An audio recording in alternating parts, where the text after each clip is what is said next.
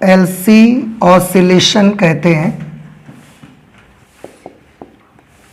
दोलन आपने class 11th में पढ़े हुए हैं। जैसे एक पेंडुलम दोलन करता है, एक पेंडुलम को आप ऐसा लटकाते हैं और फिर उसको एक तरफ खींच करके आप छोड़ देते हैं, तो ये पेंडुलम ऐसे ऑसिलेशन करना स्टार्ट कर देता है। ठीक है, मेन पोजीशन से पहले एक तरफ मैक्सिमम, फिर वापस आना स्टार्ट होता है, फिर मेन पोजीशन पर आएगा और इसके बाद दूसरी तरफ मैक्सिमम, फिर मेन पोजीशन पर आएगा, फिर मैक्सिमम। तो किस तरह से ये दोलन करता है? ये दोलन कुछ इस तरीके से करता है, पहले 0 था, फिर बढ़ के मैक्सिमम हुआ एक डायरेक्शन पे, फिर 0 हो गया, फिर दूसरी दिशा में मैक्सिमम हुआ, फिर 0 हो गया, फिर पहली दिशा में मैक्सिमम हुआ, फिर 0 हो गया, फिर दूसरी दिशा में मैक्सिमम और 0। ये वाले दोलन हम चाहें तो आवेश को भी करवा सकते हैं, चार्ज के दोलन करवा सकते हैं। इससे पहले आपने एक पढ़ा था LCR अनुनादी परिपथ, याद आया? अभी हाल ही में हमने कंप्लीट किया है। तो LCR अनुनादी परिपथ में आपने क्या देखा कि जब हम बहुत सारी फ्रीक्वेंसी, बहुत सारी आवृत्तियों की वेव्स अपने LCR सर्किट में भेजते हैं, तो उनमें से वो उन बहुत सारी आवृत्तियों में से किसी एक को सेलेक्ट करता है और उसी की करंट को क्या कर देता है? मैक्सिमम। और वही पिक्चर, अगर टेलीविजन है तो पिक्चर आपको दिखेगा, रेडियो है तो उसका साउंड आपको सुनाई देगा, वो चीज मैक्सिमम आपको मिलती है। लेकिन उसके लिए हमको बहुत सारी फ्रीक्वेंसी क्या करनी पड़ रही है? भेजनी पड़ रही है ना, और हम जिस फ्रीक्वेंसी को चाहते हैं उसकी वाली करंट को बढ़ाते हैं। तो अब ये जो सर्किट आपका होगा LC दोलन, ये वो वाली बहुत सारी फ्रीक्वेंसी बनाएगा। देखिए, आपके घर का टेलीविजन सिर्फ उनको क्या करता है? रिसीव करता है। रेडियो क्या करता है? रिसीव करता है।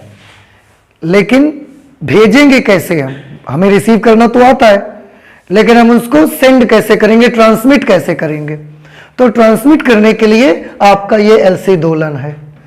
कहने का मतलब यूं कि जो आपने LCR सीरीज सर्किट लगाया, वो कहां पर लगाते हैं? आप रिसीवर साइड में लगाते हैं।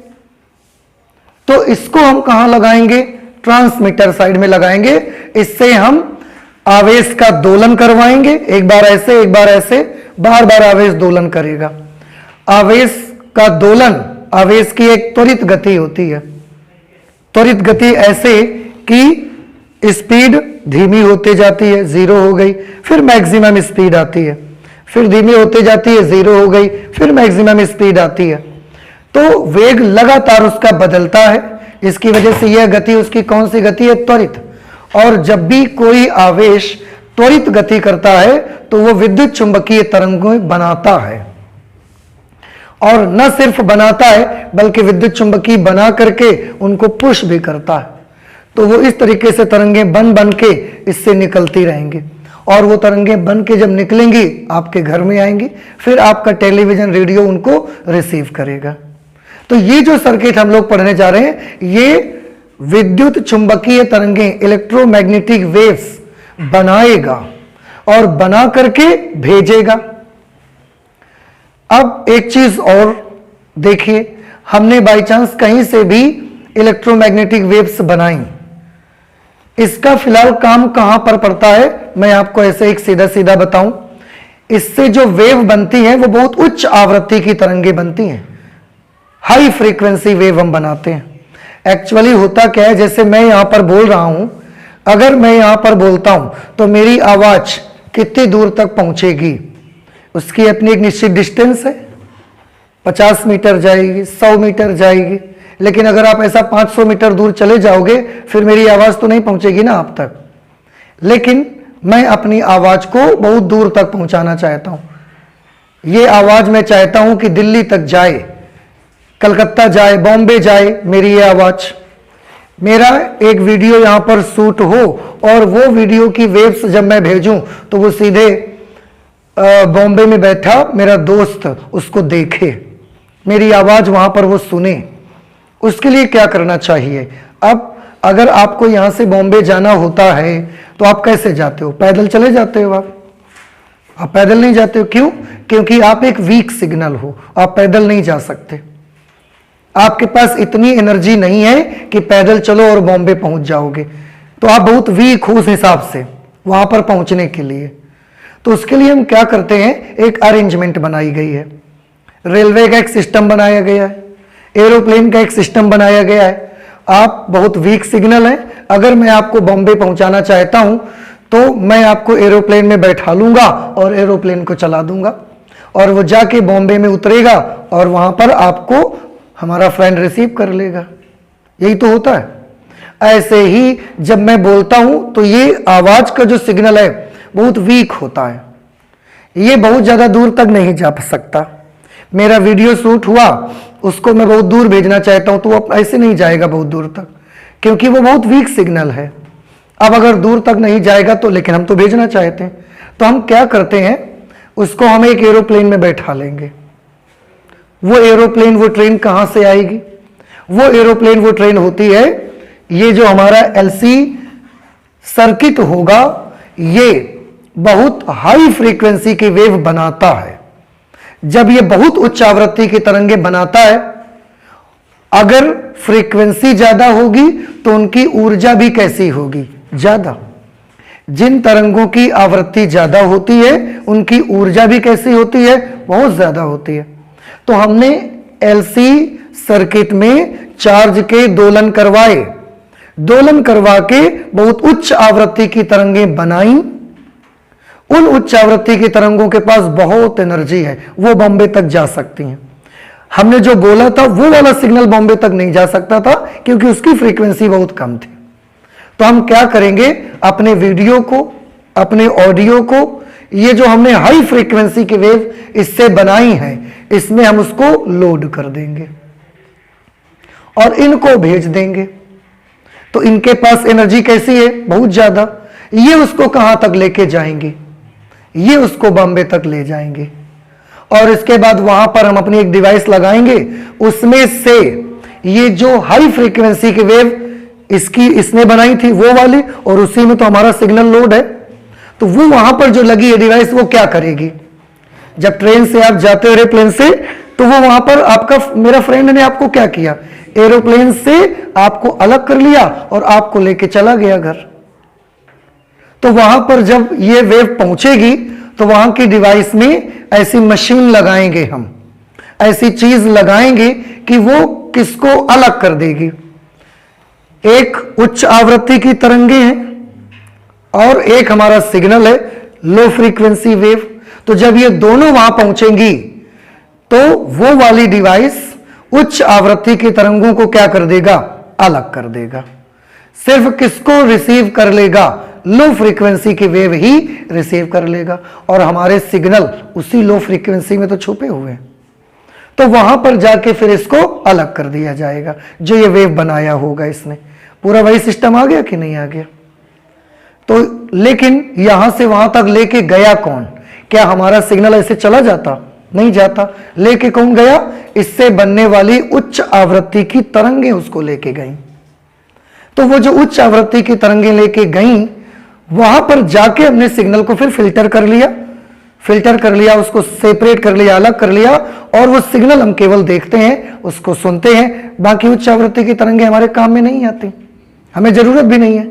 एक बार ट्रेन से हमारा फ्रेंड पहुंच गया, फिर उसको आप रिसीव कर लेंगे, उसके बाद ट्रेन घर ले जाएंगे क्या आप? ट्रेन तो घर नहीं ले जाते, एरोप्लेन तो आप घर नहीं ले जाते, केवल फ्रेंड जाएगा आपके घर में। तो वो लो सिग्नल ही जाएगा, उसको आप अपनी डिवाइस में लगा के देखेंगे, सुनेंगे, यही सब होगा। तो एलसी ऑसिलेशन जब होंगे तो क्या होगा? आंसर है, जब एलसी ऑसिलेशन होंगे तो इससे उच्च आवृत्ति की तरंगें बनेंगी। वो उच्च आवृत्ति की तरंगों का कहां यूज करेंगे? ट्रांसमीटर स्टेशन में यूज करेंगे। ट्रांसमीटर स्टेशन में कैसा क्या यूज है इसका? तो इसमें हम लो सिग्नल लोड करा करेंगे और भेजा करेंगे। वो लो सिग्नल के लोड होके जब तरंगे हमारे घर में आएंगी तो टेलीविजन, रेडियो लगाकर हम उन लो सिग्नल्स को क्या कर लेंगे? रिसीव। बाकी जितना भी उसके साथ अनवांटेड हमारा पार्ट होगा जिसको हम नहीं चाहते हैं, उस पार्ट को हम वहां से क्या कर देंगे, अलग कर देंगे। हम अपने टेलीविजन के अंदर केवल क्या ले जाएंगे, हमारा जो वांटेड सिग्नल है बस उसको ले जाएंगे, वो हम वहीं छोड़ देंगे उसके बाद। लेकिन ये हाई फ्रीक्वेंसी के वेव जो लो सिग्नल को एक जगह से दूसरी जगह तक ढोने का काम करती हैं, कैरी करने का काम करती हैं, इनको कहां से बनाएंगे, यहां से बनाएंगे इनको। तो क्या अब आपको ये बात समझ में आ रही है कि एलसीआर ऑसिलेशन में होगा क्या? एलसीआर सीरीज सर्किट में क्या करते थे, तरंगों को रिसीव करते थे, लेकिन भेजेंगे कैसे? भेजेंगे उच्च आवृत्ति की तरंगें बनाएंगे, उसमें सिग्नल भेजेंगे, और वो उच्च आवृत्ति की तरंगें कौन बनाएगा, ये बनाएगा। तो इसको कहां लगाएंगे, रिसीवर साइड या ट्रांसमीटर साइड? ट्रांसमीटर साइड इसको हम यूज करते हैं। कैसे ये करेगा ये काम, ये हमको स्टडी करना है। तो क्या आपको इसके बारे में कुछ समझ में आया जो हमने बताया? आपको नहीं समझ आया तो इससे हम क्या करवाएंगे, वेव्स बनवाएंगे और उन वेव्स में अपने सिग्नल छुपा के भेजेंगे, और फिर आप सोनी चैनल देखोगे, कुछ देखोगे, कहीं कुछ देखोगे। तो ढोने का काम, जैसे आपके साइकिल में पीछे एक कैरियर लगा होता है, तो कैरियर में आप क्या करते हो, सामान ढोने का काम करते हो। कभी आप अपने दोस्त को भी ढोते हो, कभी कभी कभी अपना बैग कैरी करते हो, कभी कोई सामान कैरी करते हो, तो उसका नाम हमने क्या रख दिया, कैरियर। लेकिन क्या कैरियर आप यूज करते हो? कभी कैरियर आप नहीं यूज करते हो। आप गेहूं ले जाकर गेहूं को पिसवा के आटा बना, आटा आप खाते हो, कैरियर खाते हो क्या? उसका केवल यूज करते हो, बस यूज किया, उसको अलग कर दिया, उसका सामान हमने ले लिया, काम खत्म। तो यही हमको यहां करना है। लेकिन वो कैरियर, तो उनको हम कौन सी तरंगे बोलते हैं, कैरियर वेव भी बोलते हैं उनको, वाहक तरंगें जो आपके सिग्नल को एक जगह से दूसरी जगह तक ले जाएंगे, वो वाहक तरंगें कहलाती हैं। यही हमको बनानी है यहां से। कैसे बनेगी, आवेश का दोलन कैसे होगा, तो आवेश का दोलन हम कराएंगे। अब आप देखिए कैसे करा सकते हैं चार्ज का दोलन। इसके लिए यहां पर हम एक सर्किट लगाएंगे। ये हमने एक इंडक्टर लगाया, इंडक्टर के साथ पैरेलल में हमने एक कैपेसिटर लगाया, ये हमने L लगाया, ये C लगाया। इस सर्किट में हम चार्ज का दोलन करवाएंगे, और ये है हमारी स्टेप 1। ठीक है, इसको चार्ज पहले देंगे तभी तो चार्ज दोलन करेगा, अपने आप तो चार्ज होगा नहीं।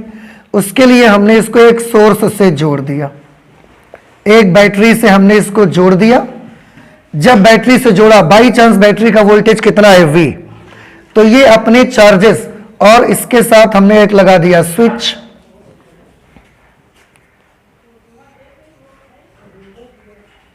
ये इसके साथ हमने एक स्विच लगा दिया। तो जैसे ही हम स्विच को ऑन करेंगे, यहां से चार्जेस ऐसा जाएंगे, करंट ऐसा चलेगी। करंट जैसे ही चलेगी तो यहां के बाद करंट को जाने के दो रास्ते हैं, इस रास्ते पर भी करंट जा सकती है, इस रास्ते पर भी करंट जा सकती है। जब इस रास्ते पर करंट जाती है तो ये प्रेरण कुंडली है, प्रेरण कुंडली करंट के जाने का क्या करती है, उल्टा मैग्नेटिक फील्ड बनाती है, अपोज करती है उसका। अगर ये करंट के जाने को अपोज करेगी तो करंट उस रास्ते पर शुरुआत में नहीं जाती, स्टार्टिंग में करंट इधर नहीं जाती, तो उसके पास एक और रास्ता है, चार्जेस, सब चार्जेस यहां चले जाते हैं। अब कैपेसिटर क्या करेगा, कैपेसिटर तो चार्ज होना स्टार्ट हो जाएगा, तो कैपेसिटर पहले चार्ज होगा, फुल चार्ज हो गया। ये फुल चार्ज हो गया तो एक प्लेट पॉजिटिवली चार्ज, एक प्लेट नेगेटिवली चार्ज हो गई, और इसका भी वोल्टेज उतना ही आ गया जितना इस बैटरी का वोल्टेज है, फुल बिल्कुल। और अभी भी इंडक्टर हमारा कैसा है, खाली, इसके पास कुछ नहीं गया, क्योंकि जब करंट गई थी तो उसने क्या कर दिया, अपोज कर दिया। तो पूरी की पूरी चार्जेस जो थे, जो आवेश थे, वो सब कैपेसिटर में भर गए, कैपेसिटर चार्ज हो गया। कितने वोल्ट तक चार्ज हो गया, उतनी वोल्ट तक चार्ज हो गया जितने वोल्ट तक ये बैटरी का चार्ज था, बैटरी का पोटेंशियल था। अब जब ये काम हो गया, उसके बाद दोलन कैसे करवाते हो आप, दोलन ही तो करवाना है ना।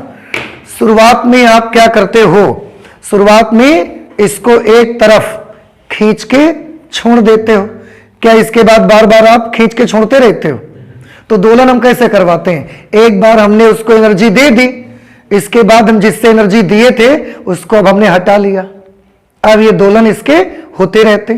ये तो पेंडुलम में होता है, यहां भी यही करना है हमको। इससे हमने एनर्जी दी एक बार, इसको चार्ज भर दिए इस पे, अब एनर्जी का सोर्स अभी भी लगा के रखना है या हटा लेना है, हटा लेना है। तो ये एनर्जी का सोर्स हमने हटा दिया इसमें से। अब कैपेसिटर के पास चार्ज फुल है बिल्कुल।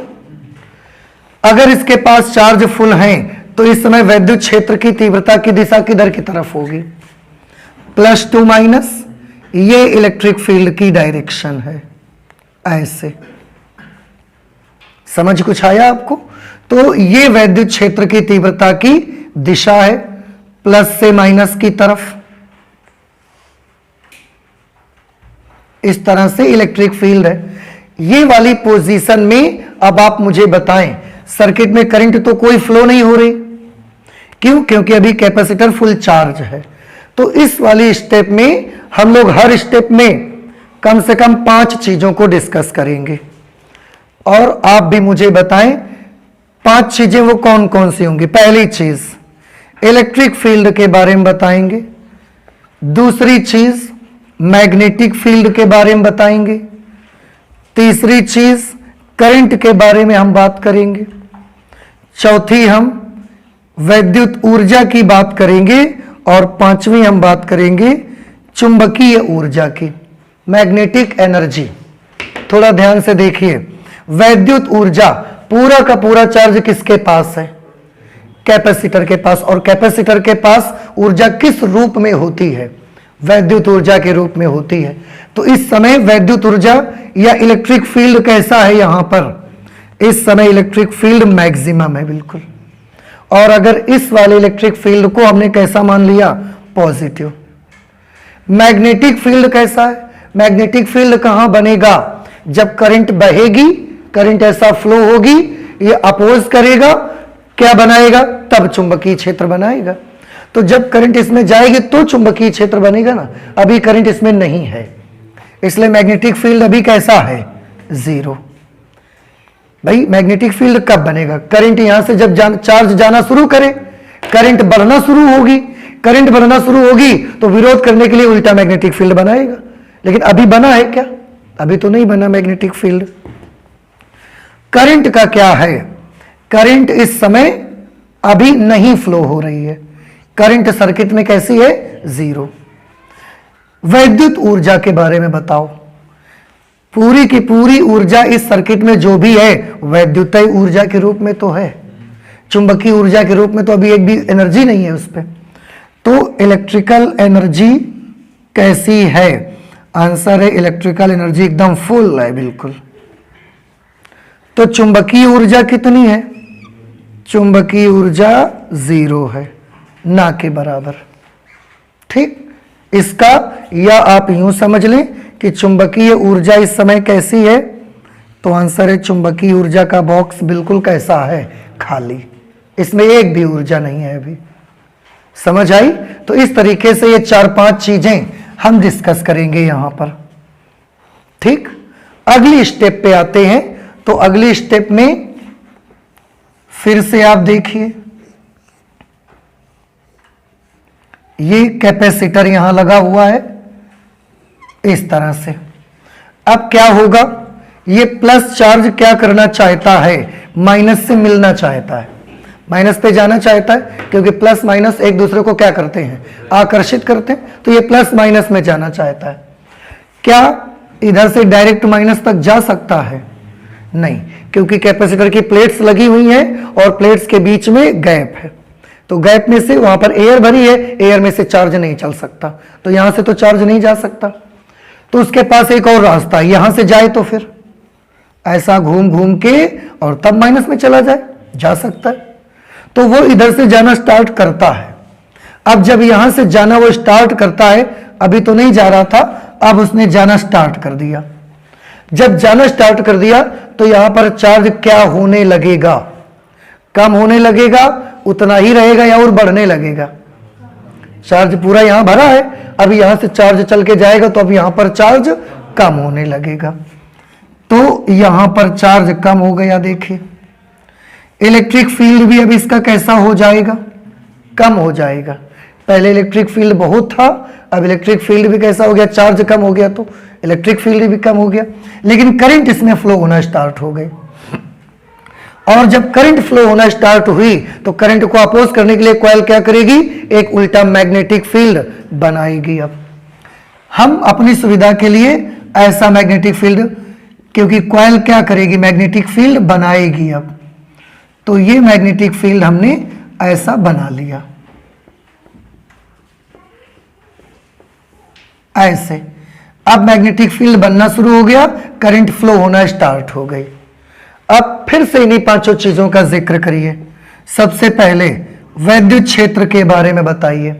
क्या अभी भी वैद्युत क्षेत्र पूरा मैक्सिमम है? बिल्कुल, अब मैक्सिमम नहीं है। वैद्युत क्षेत्र क्या हो रहा है, अब कम हो रहा है, घट रहा है वैद्युत क्षेत्र। दूसरी कौन सी चीज, चुंबकीय क्षेत्र के बारे में बताइए। पहले चुंबकीय क्षेत्र 0 था, अब मैग्नेटिक फील्ड बढ़ रहा है।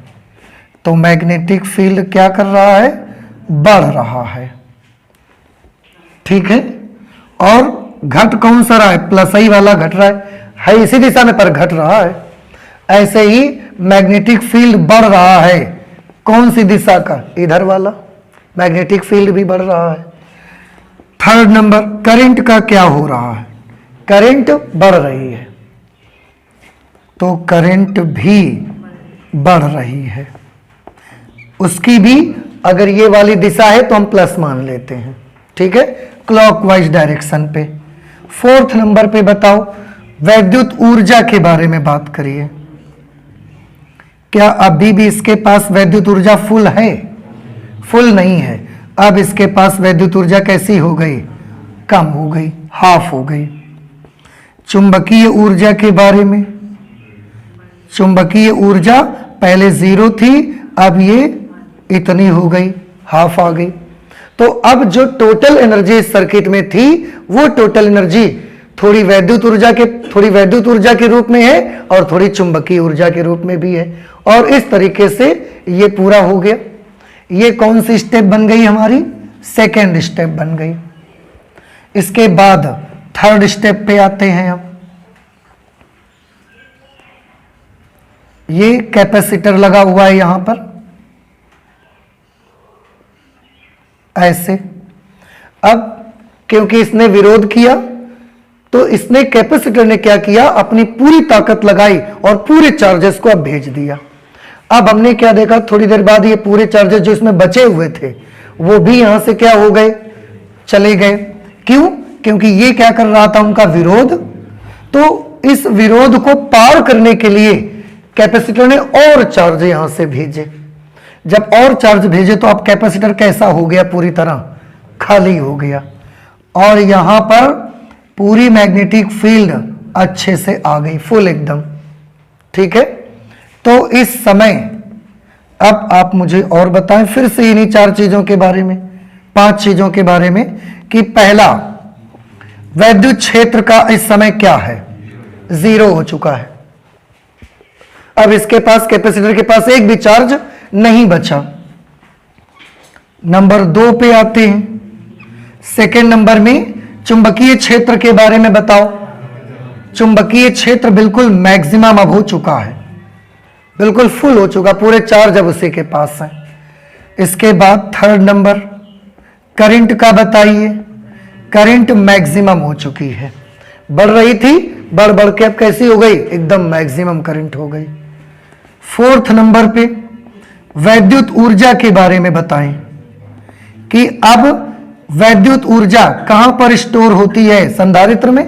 तो संधारित्र के पास वैद्युत ऊर्जा के रूप में कितनी एनर्जी है, एक भी एनर्जी नहीं है। इसका बॉक्स पूरी तरीके से क्या हो चुका है, खाली। जो चुंबकीय ऊर्जा है वो कितनी हो गई है, वो पूरी तरह से, क्योंकि पूरी की पूरी एनर्जी इस समय कॉइल के पास है। और कॉइल में जो ऊर्जा होती है वो कौन सी होती है, चुंबकीय ऊर्जा, मैग्नेटिक एनर्जी। तो पूरी एनर्जी इस समय मैग्नेटिक एनर्जी ही है। ये हमारी स्टेप नंबर 3 हो गई। और आगे चलिए स्टेप नंबर 4 पे अब देखिए क्या होगा। ये कैपेसिटर यहां लगा हुआ है। अब फिर से देखिए, अब इस समय करंट कैसी हो चुकी, मैक्सिमम। करंट का बदलना क्या हो गया, बंद। तो जब करंट मैक्सिमम हो चुकी तो यहां से करंट का आना क्या हो गया, बंद। अगर यहां से करंट का आना बंद हो गया तो कॉइल क्या चाहती है, करंट का आना बंद हो जाए कि बंद ना हो, बंद ना हो। आने का भी विरोध कर रही थी, अब अगर करंट यहां से कम होने लगेगी तो कम होने का भी विरोध करेगा।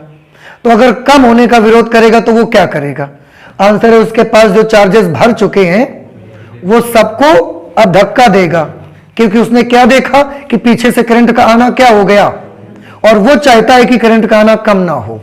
तो उसके पास जो चार्ज हैं अब उनको वो खुद धक्का देके चलाना शुरू कर देगा। धक्का देके चलाना शुरू कर देगा तो धीरे धीरे चार्जेस यहां पर आना स्टार्ट हो जाएंगे। पहले थोड़े चार्ज आएंगे, मैग्नेटिक फील्ड कैसा हो जाएगा, पहले से थोड़ा कम हो जाएगा। करंट अभी भी क्लॉकवाइज फ्लो हो रही है, ठीक है।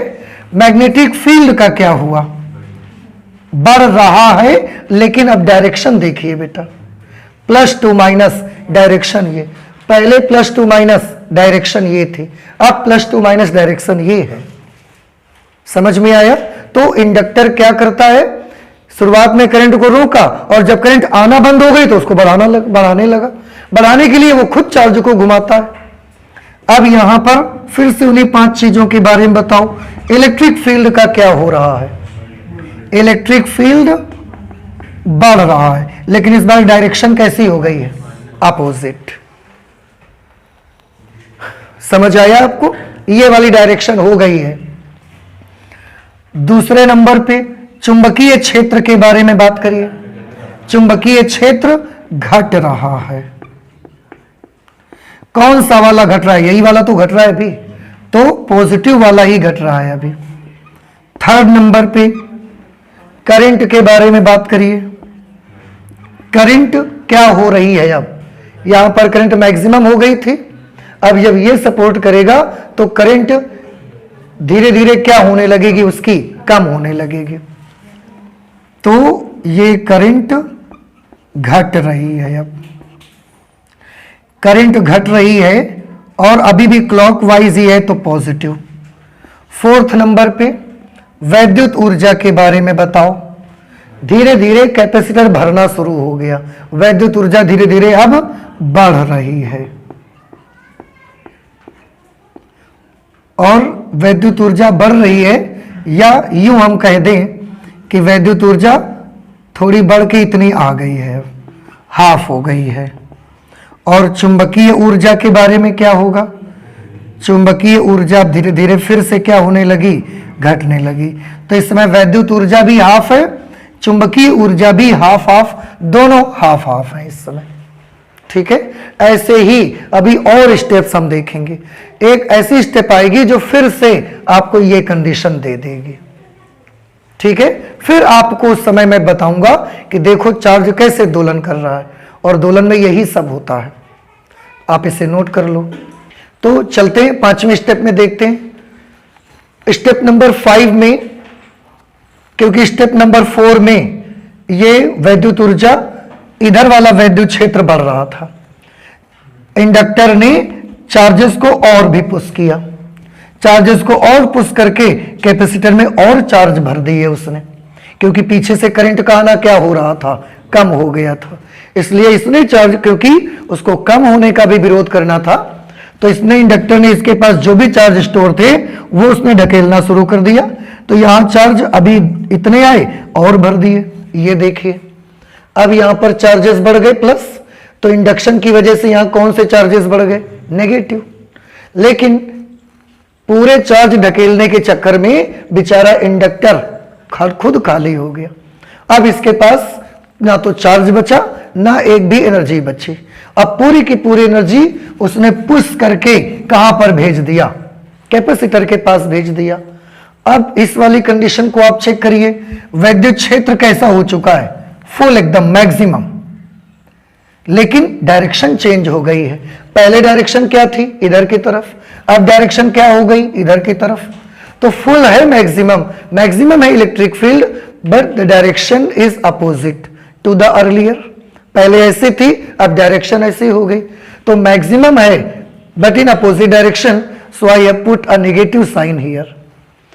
मैग्नेटिक फील्ड कैसा है इस समय, इस कंडीशन पे अब इसके पास एक भी चार्ज नहीं बचा, सर्किट में करंट फ्लो नहीं हो रही है, ये मैग्नेटिक फील्ड नहीं बना रहा। B is equal to 0।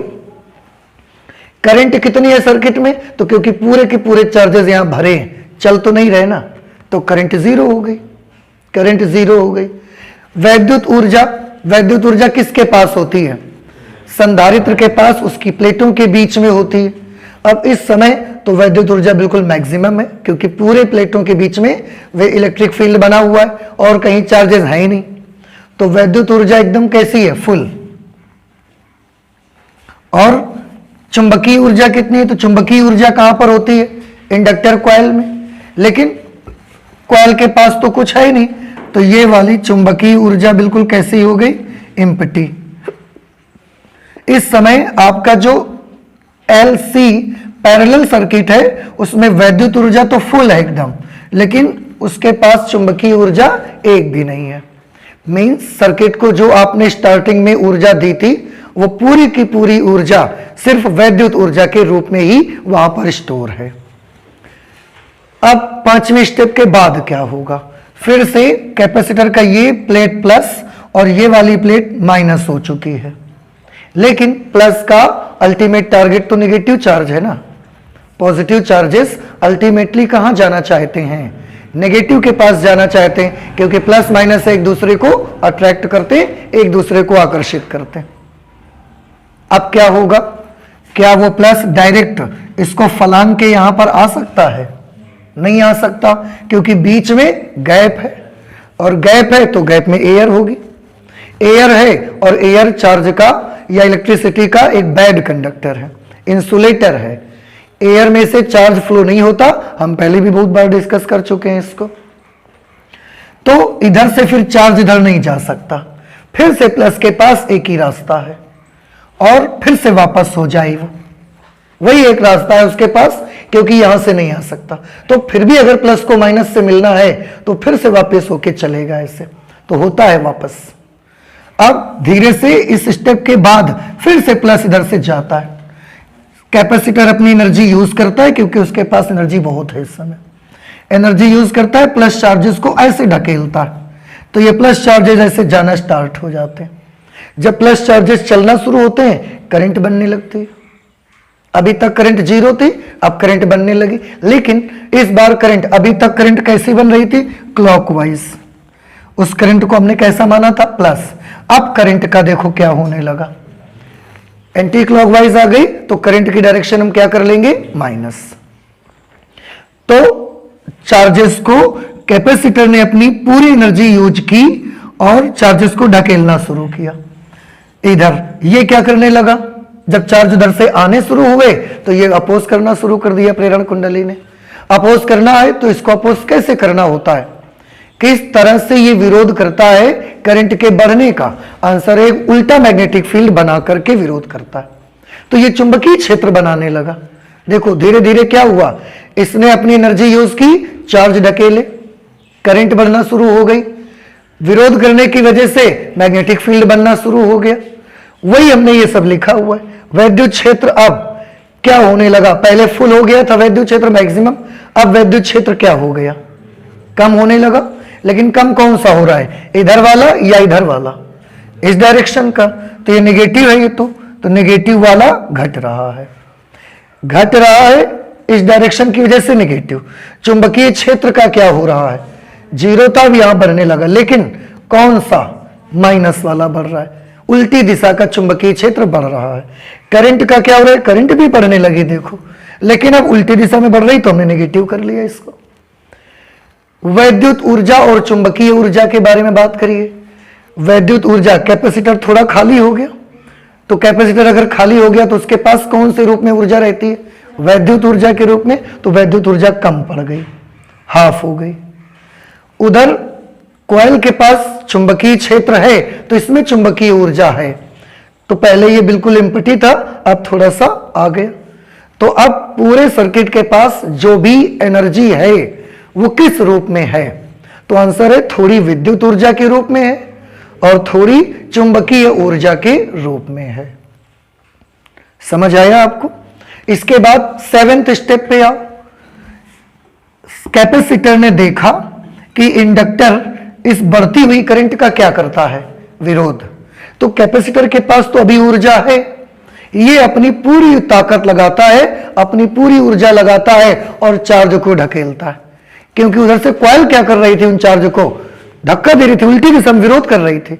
तो कॉइल के अपोजिशन के अगेंस्ट, उसके खिलाफ अपनी पूरी ताकत लगाता है और चार्ज को ढकेलता है।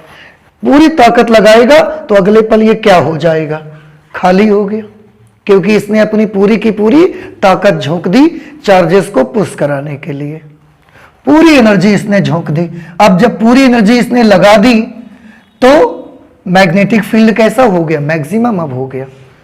तो वैद्युत क्षेत्र यहां पर कैसा हो गया? चार्ज बचे ही नहीं इसके पास, तो वैद्युत क्षेत्र 0।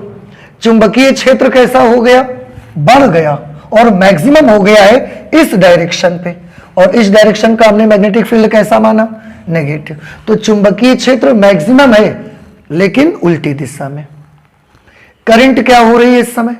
इस समय करंट भी सर्किट में एकदम मैक्सिमम हो चुकी है, क्योंकि उसने पूरी ताकत लगा के चार्ज ढकेल दिए। करंट मैक्सिमम हो गई, लेकिन करंट की डायरेक्शन तो एंटी क्लॉकवाइज हो गई ना, तो हमने नेगेटिव नोट कर लिया। इस समय वैद्युत ऊर्जा का बताइए क्या होगा? वैद्युत ऊर्जा किसके पास होती है? संधारित्र। तो संधारित्र के पास चार्ज है क्या? संधारित्र के पास तो एक भी चार्ज नहीं बचा, तो इसकी ऊर्जा का क्या हो गया? बिल्कुल खाली, एक भी ऊर्जा नहीं है तो उसके पास। तो सर्किट को जो हमने स्टार्टिंग में बैटरी लगा के एनर्जी दी थी वो कहां चली गई? आंसर है वो पूरी की पूरी ऊर्जा चुंबकीय ऊर्जा के रूप में इस सर्किट के पास है। एनर्जी लॉस नहीं होगी। ऊर्जा संरक्षण का सिद्धांत आपने पढ़ा है ना, एनर्जी कंजर्वेशन लॉ। क्या होता है एनर्जी कंजर्वेशन लॉ? ऊर्जा को हम नष्ट नहीं कर सकते, आप क्रिएट भी नहीं कर सकते। तो स्टार्टिंग में जो हमने ऊर्जा दी थी वो लॉस नहीं हो सकती, कहीं ना कहीं होगी। पूरी की पूरी ऊर्जा इस वक्त चुंबकीय क्षेत्र के रूप में है, तो पूरी की पूरी ऊर्जा चुंबकीय क्षेत्र के रूप में है। और अगली स्टेप में आइए।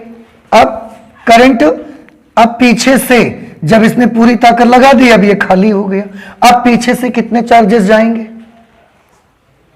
जब इसके पास अब क्या बचा है? कुछ नहीं बचा, तो यहां से कितने चार्जेस जाएंगे? अब कुछ नहीं जाएगा। तो चार्ज का जाना क्या हो रहा है? कम। कुंडली तो चार्जेस के कम होने का भी विरोध करेगी ना, तो वो क्या करेगी? उसने अभी तक जो विरोध करके चार्ज अपने पास स्टोर कर लिए थे, अब उसने क्या देखा कि इधर पीछे से चार्ज का आना बंद हो गया। तो प्रेरण कुंडली क्या चाहेगी? कि चार्ज का आना और ज्यादा बंद हो जाए कि बंद मत हो? बंद ना हो, वो तो ये चाहेगी। तो बंद ना हो तो वो क्या करने लगेगी? उसने अपने पास जो चार्ज भर के रख लिए हैं अब वो ढकेल देगी आगे की तरफ।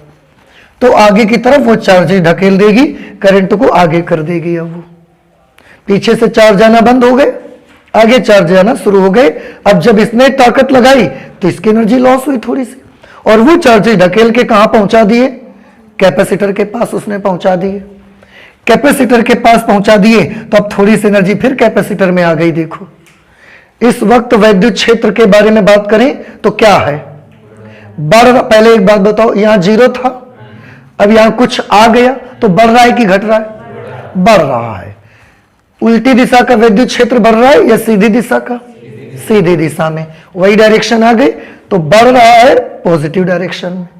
चुंबकीय क्षेत्र क्या हो रहा है इस वक्त? घट रहा है। उल्टी डायरेक्शन का कि सीधी डायरेक्शन का?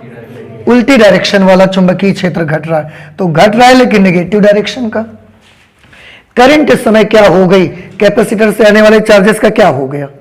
कम हो गया। तो करंट क्या होने लगी? घट रही है।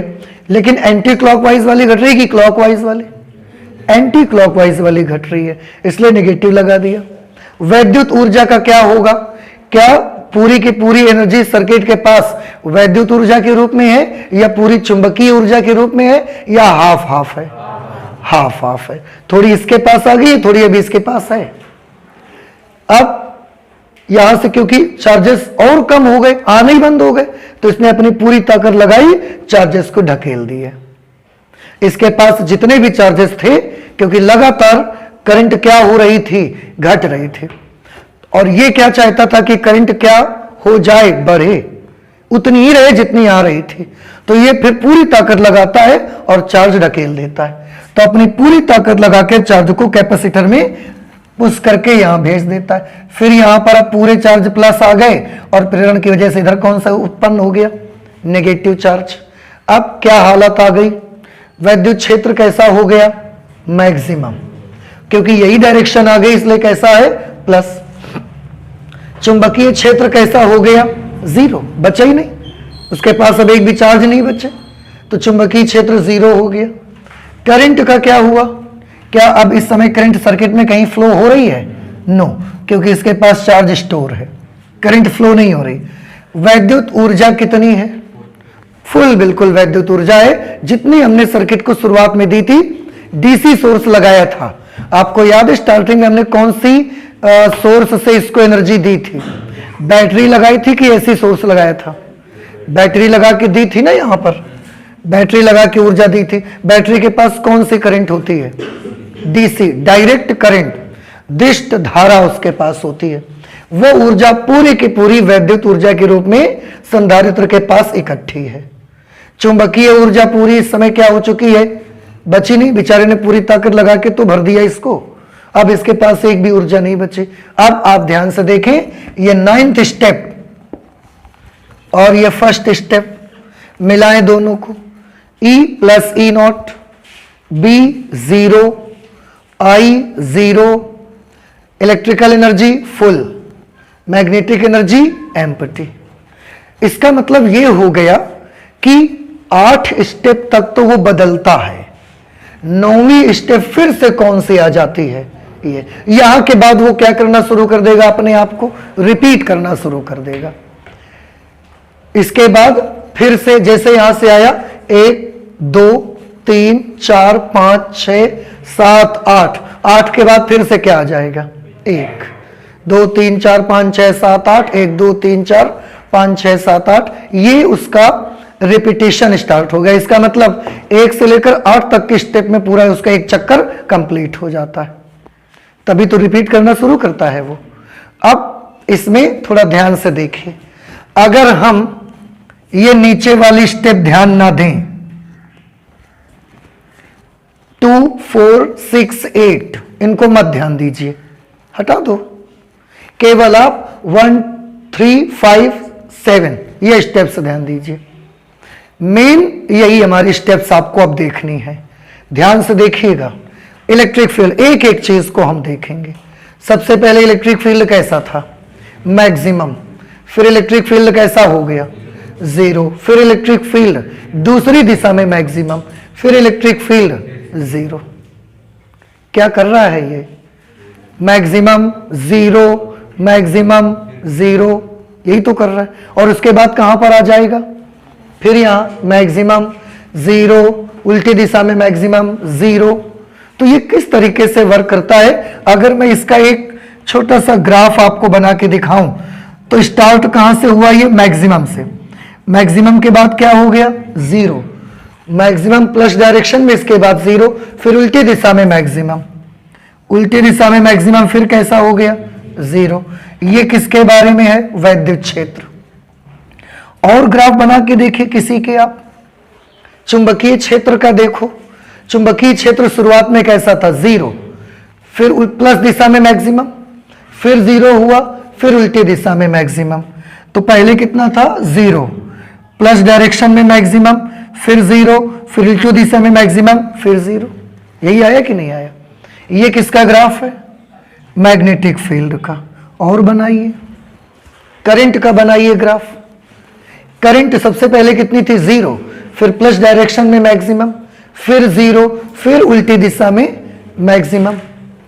देख रहे हैं आप, पहले कैसी थी, 0, प्लस डायरेक्शन पे मैक्सिमम, फिर 0, फिर उल्टी दिशा में मैक्सिमम, और उसके बाद क्या हो जाएगी, उसके बाद फिर से 0 हो जाएगी, फर्स्ट स्टेप आ जाएगी।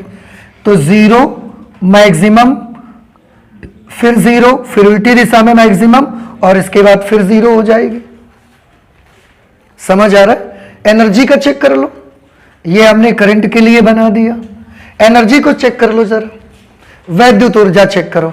वैद्युत ऊर्जा फुल 0, फुल 0। समझ आ रही? तो वैद्युत ऊर्जा फुल हो गई, 0 हो गई, फिर उल्टी दिशा में फुल हो गई, फिर 0 हो गई, फिर फुल हो गई, फिर 0 हो गई, फिर उल्टी दिशा में फुल हो गई, फिर 0। यही हो रहा है उसका। तो इसका भी अगर हम ग्राफ बना तो वो भी लगभग ऐसा ही आ जाएगा। कहने का मतलब यूं, हम कितनी राशियों को चेक कर रहे थे यहां पर? आंसर है 5 क्वांटिटीज। 5 की पांचों राशियां आप देखें कैसा नेचर रखती हैं। ये ग्राफ किसका है? एसी का कि डीसी नेचर का? डीसी नेचर का, एसी नेचर का ग्राफ है। डीसी नेचर का तो ग्राफ स्ट्रेट लाइन आती है, आपको याद होगा हमने बताया।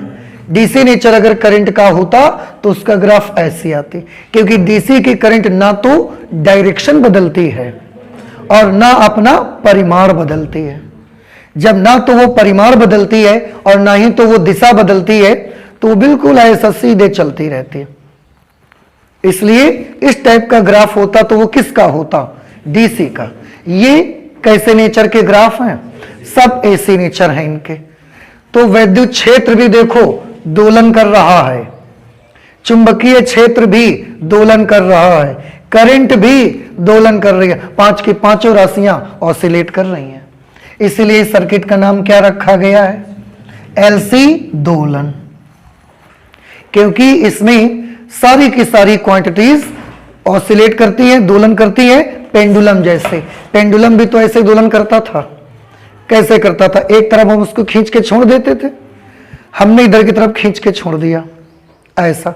एक बार हमने एनर्जी दे दी, पहले 0 पे था, अपने आप से तो नहीं चलेगा ना, तो स्टार्टिंग में आपको उसको एनर्जी देनी पड़ेगी। एक बार एनर्जी दे के हमने छोड़ दिया, अब ये लगातार ऐसे चलता रहता है पेंडुलम। समझ आ रहा है कुछ आपको? इस तरह से। लेकिन अब इसमें हो क्या रहा था, सोचिए। अगर हम किसी चीज की बात करो, वेग की बात करो, यहां पर वेग कैसा? 0। जब हमने छोड़ दिया तो आपने क्लास 11th में पढ़ा है, मीन पोजीशन पर आकर उसका वेग कैसा होता है? मैक्सिमम। फिर दूसरी दिशा में 0, फिर इधर से आता है तो मैक्सिमम, फिर 0 मैक्सिमम, 0 मैक्सिमम, 0 मैक्सिमम। वही तो हो रहा है, मैक्सिमम 0 मैक्सिमम 0 मैक्सिमम 0 मैक्सिमम 0। यही तो हो रहा है। और ये सिर्फ ना तो इलेक्ट्रिक फील्ड के साथ हो रहा है, सबके साथ। जितनी 5 की 5 राशियां हमने देखी उन सब के साथ यही तो हो रहा है। इसका मतलब है अब यहां और चार्ज का देखो, चार्ज को भी देखिए। एक बार चार्ज प्लस से माइनस जाना चाहता है तो एक बार चार्ज ऐसे जाता है, आया, फिर दोबारा में चार्ज ऐसे चलता है। तो सर्किट में एक बार प्लस ऐसे जाता है, फिर ऐसे नहीं चला जाता, फिर ऐसा वापस आता है, फिर ऐसे, और ये लगातार इस तरीके से दोलन करने लगता है। और यही दोलन तो पेंडुलम के हैं। हम आपको ऐसे करके दिखा दें या हम आपको ऐसे करके दिखा दें? समझ आ रहा है कुछ आपको? इंडक्टर नीचे बना देता तो दोलन ऐसे आ जाते। अभी दोलन उसके कैसे हैं? प्लस इधर से इधर जाता है, फिर ऐसे आता है, फिर ऐसे ऐसे। अब यही काम बड़ी जल्दी जल्दी होता है। ये उसकी अपनी एक फ्रीक्वेंसी से होता है। कितनी आवृत्ति होती है इसकी? एलसी सर्किट है, इसकी अपनी खुद की जो नेचुरल फ्रीक्वेंसी होती है उसका फॉर्मूला आप लोग बना चुके हो, 1/2 पाई अंडर रूट LC। इतनी आवृत्ति से ये आवेश दोलन करता है। अब इतनी आवृत्ति से अगर ये आवेश दोलन करता है तो ये किस पर डिपेंड करता है कि आपने L कितना लिया है, आपने C कितना लिया है। आपने L और C दो लिए हैं ना, प्रेरण कुंडली लगाई है जिसका खुद का सेल्फ इंडक्टेंस होता है, कैपेसिटर लगाया है जिसका खुद का एक कैपेसिटेंस होता है। तो आपने L की क्या वैल्यू ली है और C की क्या वैल्यू ली है, उस पर डिपेंड करेगी उसकी फ्रीक्वेंसी। कि कितनी आवृत्ति से चार्ज ऐसा ऐसा दोलन करेगा। तो ये चार्ज यहां पर क्या करने लग गया, दोलन करने लग गया, और इसीलिए सर्किट का नाम क्या रखा गया था, एलसी दोलन इसका नाम रखा गया था। चार्ज इसमें बड़ी जल्दी जल्दी दोलन करता है। इसकी फ्रीक्वेंसी इतनी हाई होती है, आप इमेजिन नहीं कर सकते। 10⁻6 हर्ट्ज, 10⁻7, 8, 9 हर्ट्ज, इतनी ज्यादा फ्रीक्वेंसी। 10⁹ हर्ट्ज जब हम कहते हैं तो क्या आप इसका मतलब समझते हैं? 1 सेकंड में 10⁹ चक्कर। समझ आ रहे हैं आपको? 10⁹ क्या बोलते हैं? बिलियन। बिलियन, 1 सेकंड में 1 बिलियन, 10 बिलियन चक्कर ऐसे लगाता है। जिसे आप अपने नंबर सिस्टम में क्या अरब खरब ऐसा कुछ बोलते हैं आगे जाकर के। इकाई, दहाई, सैकड़ा, हजार, 10,000, लाख, 10 लाख, करोड़, 10 करोड़, 10 करोड़ के आसपास पहुंच जाएंगे। इतना ज्यादा फ्रीक्वेंसी 1 सेकंड के अंदर, इतनी हाई फ्रीक्वेंसी। और जितनी ज्यादा आवृत्ति, हमने लास्ट अभी आपको बताया कि जितनी ज्यादा आवृत्ति होगी उस तरंग में उतनी ही ज्यादा एनर्जी भी रहती है। आवृत्ति जितनी ज्यादा उतनी ज्यादा ऊर्जा उसके पास। तो बहुत हाई फ्रीक्वेंसी की इससे ये दोलन करना स्टार्ट कर देता है, और इसीलिए इसका नाम रखा है एलसी दोलन। पैरेलल में यूज करते हैं, और ये सारा का सारा इसकी व्याख्या हो गई। क्या आपको ये समझ में आया या नहीं आया? बताएं भाई। नहीं समझ आया? आ गया सबको? और ये बड़ा इंपॉर्टेंट है, क्लास 12th के हर स्टूडेंट को इसका डीप नॉलेज होना ही चाहिए। अब एलसी दोलन तो हमने पढ़ लिया, अब सबके मन में आ रहा है इतने सारे चित्र तो बना डाले, यूज कहां करोगे जाके इसको?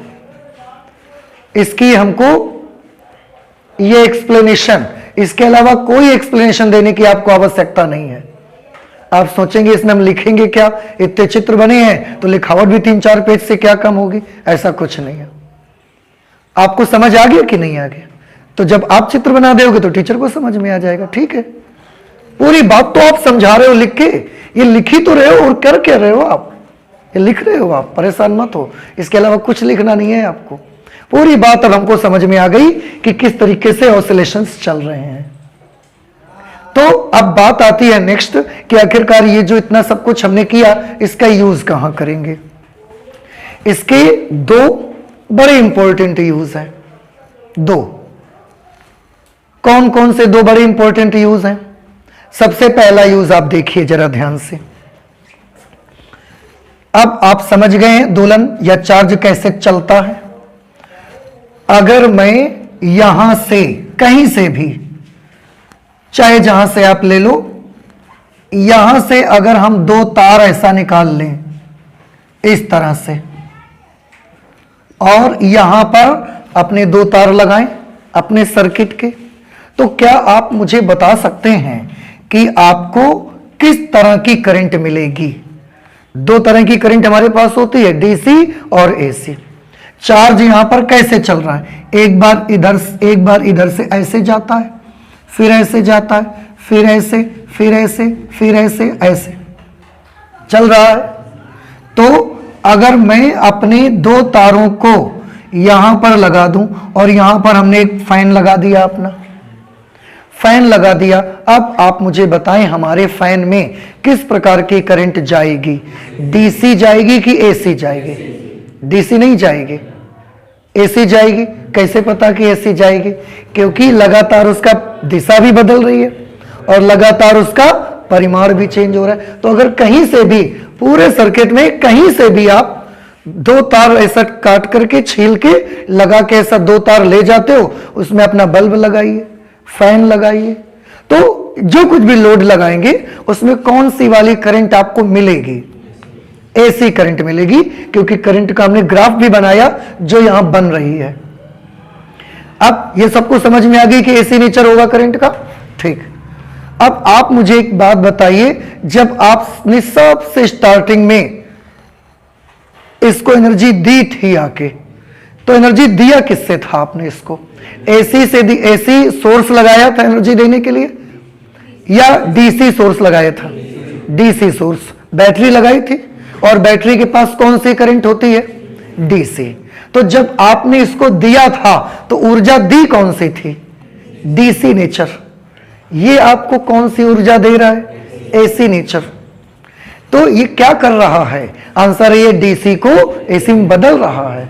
और डीसी को एसी में कौन बदलता है? इन्वर्टर। आप सबके घर में लगा हुआ है, समझ में आया? यहां भी एक इन्वर्टर लगा हुआ है। तो ये इन्वर्टर क्या कर रहा है? डीसी को एसी में बदल रहा है। इसका क्या मतलब हुआ? इसका मतलब है कि आप सबके घरों में जो इन्वर्टर हैं उनके भीतर एक एक एलसी पैरेलल सर्किट लगा ही है, और वो लगातार क्या कर रहा है? वो लगातार डीसी को एसी में चेंज कर रहा है। सबके घर के इन्वर्टर में ये सर्किट लगा हुआ है। समझ आ गया? तो इसको हमने क्या बोला? इन्वर्टर। पहला एप्लीकेशन, डीसी को एसी में बदलता है इन्वर्टर, और ये भी बदल रहा है। तो सबके घरों में जो इन्वर्टर हैं उनके अंदर ये लगा ही है। देखा आपने खोल के कभी? नहीं देखा ना? हाँ, ऐसे मत देखिएगा, इलेक्ट्रीशियन ही उसको चेक करते हैं, तो आप मत देखिएगा, आपको करंट का शॉक ना लग जाए कहीं। लेकिन अब आपको एक बात तो समझ में आ गई, ये सर्किट करता क्या काम है? पहला काम, डीसी को एसी में बदल। हमने दिया था डीसी, ये हमको क्या दे रहा है? एसी। और यही काम तो हमारा इन्वर्टर करता है। बैटरी के पास कौन सी एनर्जी भरी हुई है? डीसी। और वो हमको जब देता है तो ये कौन सी एनर्जी दे रहा है? एसी। डीसी को एसी बदल रहा है, इन्वर्टर में सर्किट लगा हुआ है। पहला फंक्शन। दूसरी आपको एप्लीकेशन समझने के लिए एक चीज याद करना है, पहले समझना है उसको। हालांकि वो अगले लेसन में बस आ जाएगा आपको, कि अगर आपके पास एक आवेशित कण है और वो त्वरित गति करता है। त्वरित गति मतलब ऐसी गति जिस गति में त्वरण हो। समझ आया? त्वरित गति का मतलब क्या होता है? एक ऐसी गति जिस गति में त्वरण हो। वेग परिवर्तन होगा तो त्वरण होगा, तो जिस गति में त्वरण होगा वो वाली गति को हम बोलते हैं त्वरित गति। तो अगर कोई आवेशित कण त्वरित गति करता है तो वो एक बड़ा अच्छा फिनोमिना उसमें देखने को हमको मिलता है कि वो विद्युत चुंबकीय तरंगे बनाता है। त्वरित आवेशित कण, दो गुण होने चाहिए। एक तो उस कण का क्या होना आवश्यक है? आवेशित। दूसरा, अगर वो त्वरित गति करने लगा, आवेशित है और वो त्वरित गति करने लगा, तो फिर वो विद्युत चुंबकीय तरंगे उत्पन्न करेगा। ये विद्युत चुंबकीय तरंगों से क्या होगा? इन विद्युत चुंबकीय तरंगों में क्या होता है? आंसर है, इन विद्युत चुंबकीय तरंगों में विद्युत और चुंबकीय क्षेत्र होते हैं। नाम से ही देख लो, विद्युत चुंबकीय तरंगे। विद्युत चुंबकीय तरंगों के पास विद्युत क्षेत्र भी होता है और चुंबकीय क्षेत्र भी होता है। ठीक है, विद्युत और चुंबकीय क्षेत्रों से क्या होगा? तो आंसर है, विद्युत क्षेत्र के पास भी ऊर्जा होती है और चुंबकीय क्षेत्र के पास भी ऊर्जा होती है। मेन पॉइंट तो ये है ना कि अगर विद्युत चुंबकीय तरंगों के पास विद्युत क्षेत्र भी है, विद्युत चुंबकीय तरंगों के पास चुंबकीय क्षेत्र भी है, तो विद्युत क्षेत्र के पास भी ऊर्जा होगी, चुंबकीय क्षेत्र के पास भी ऊर्जा होगी। इसका मतलब है कि ये वाला सर्किट, इस वाले सर्किट में आवेशित कण ऐसे दोलन करता है कि नहीं करता? और दोलनी गति त्वरित गति होती है। देखो यहां वेग कैसा? यहां maximum zero, maximum zero, maximum zero, maximum zero, maximum. वेग समय के साथ बदल रहा है कि नहीं बदल रहा? बदल रहा है। और समय के साथ वेग बदलेगा, इसका मतलब इसकी गति में क्या है? तो दोलनी गति एक किस प्रकार की गति होती है? त्वरित गति है, याद रखिए। और क्लास 11th में सिर्फ कहा नहीं, हम लोगों ने त्वरण उसका निकाल के भी देखा था। त्वरण का एक फॉर्मूला आया था, alpha is equal to minus omega square Y.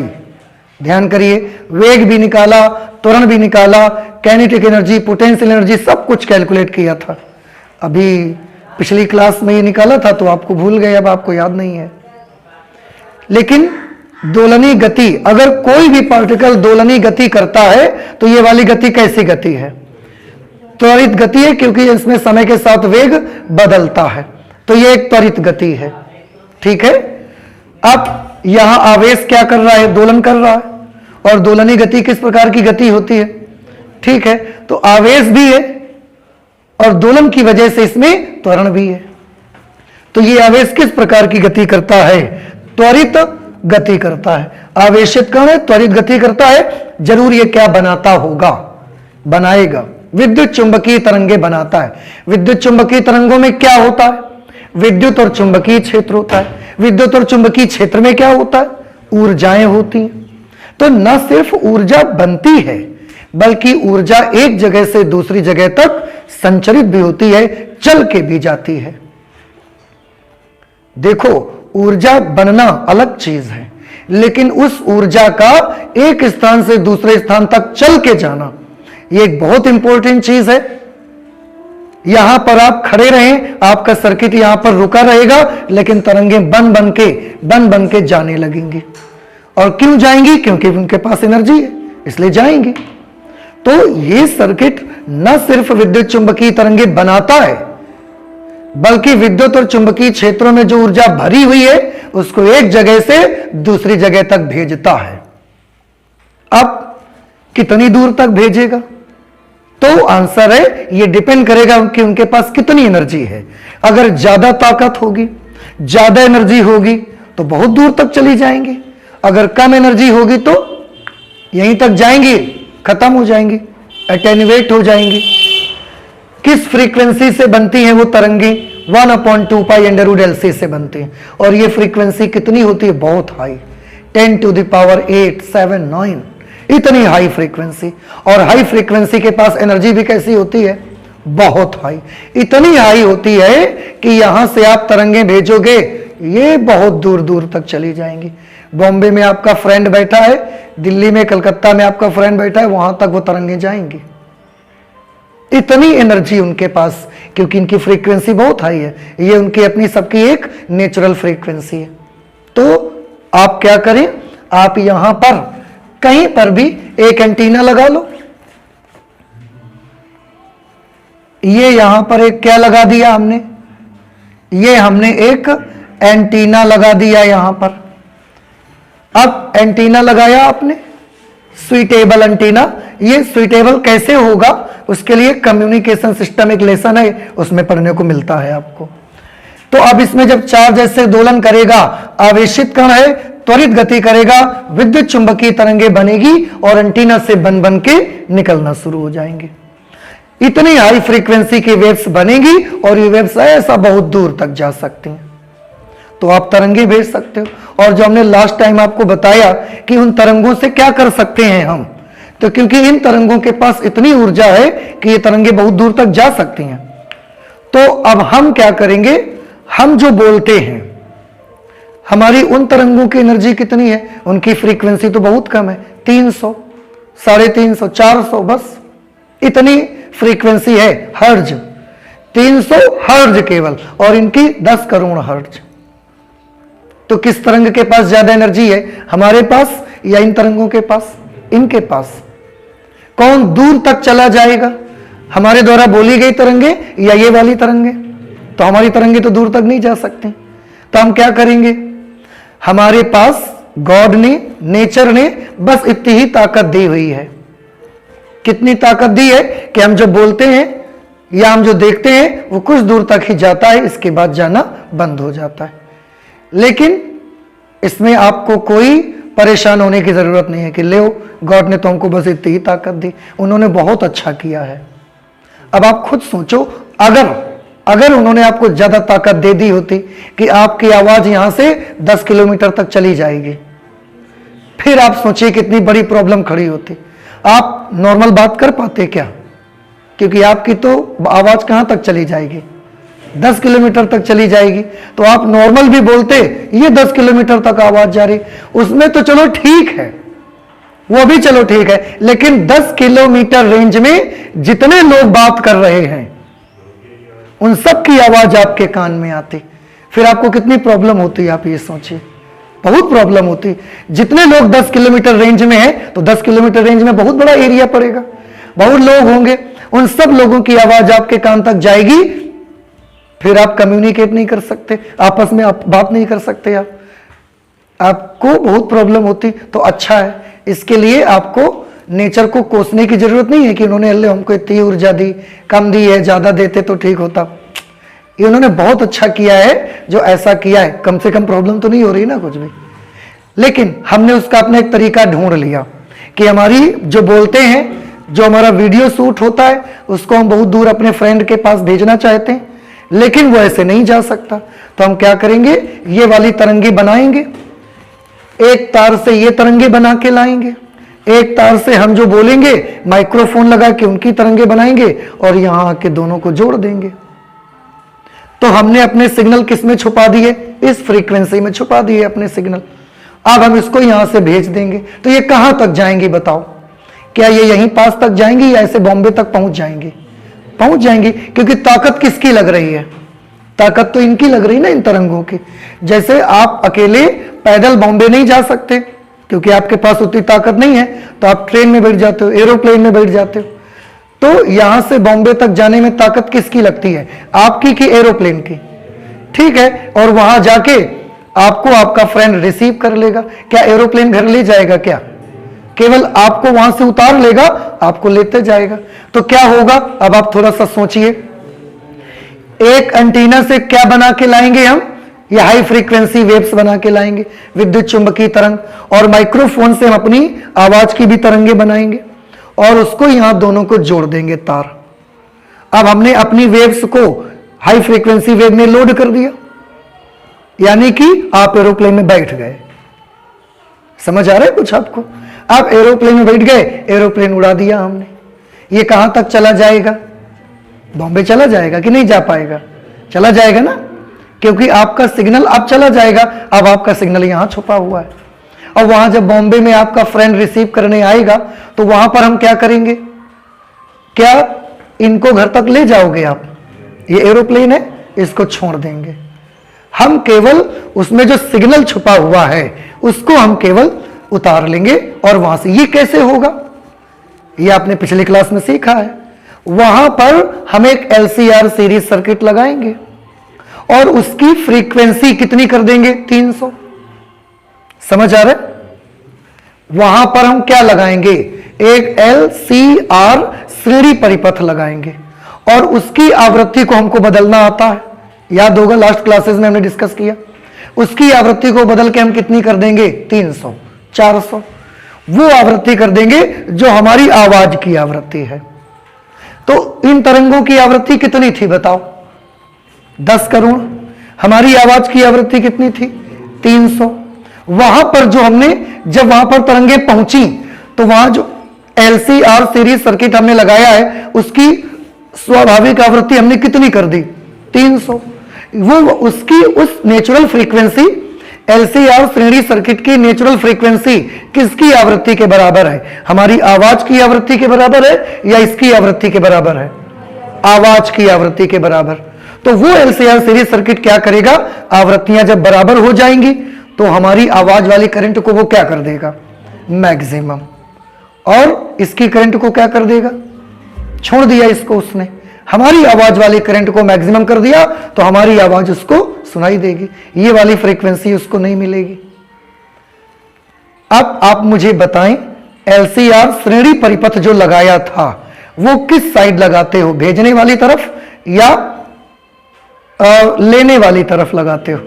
लेने वाली तरफ। इसको कहां लगाओगे, भेजने वाली साइड में लगाएंगे, क्योंकि यहां से तो हम तरंगे भेज रहे हैं ना। तो इसीलिए इसको हम बोलते हैं ट्रांसमीटर। जो तरंगों को भेजता है एक जगह से दूसरी जगह तक, उसका नाम क्या होता है, ट्रांसमीटर उसका नाम होता है। तो ये हम लगाते हैं ट्रांसमीटर साइड में। अब आपको समझ आ गया? तो फिर से एक बार मुझे बताएं, ट्रांसमीटर साइड में कौन सा सर्किट लगाएंगे आप, LCR श्रेणी परिपथ या LC parallel circuit? LC parallel circuit लगाएंगे, किस तरफ, भेजने वाली साइड में। इसे बोलते हैं प्रेषित्र। प्रेषित्र मतलब भेजने वाला, और अंग्रेजी में ट्रांसमीटर।